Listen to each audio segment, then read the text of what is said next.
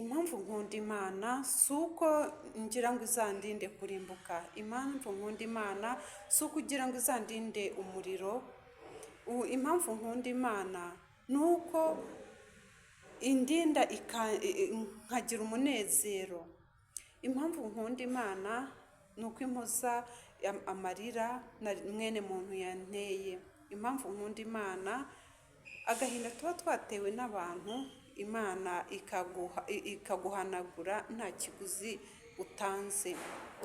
Rekeraho kujya gusenga kugira ngo abantu babibone gusenga.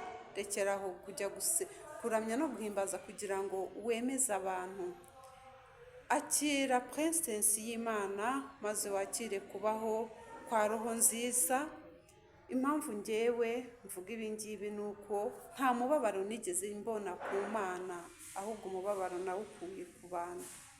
Nta mubabaro n'uyu n'umwe nigeze nkura mu kwegera Imana.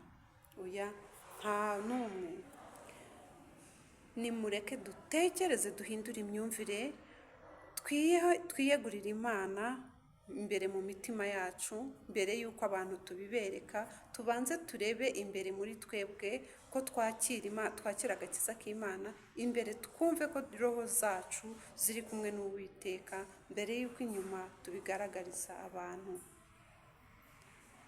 Mukomeze mugire umugisha no kubaho kw'Imana.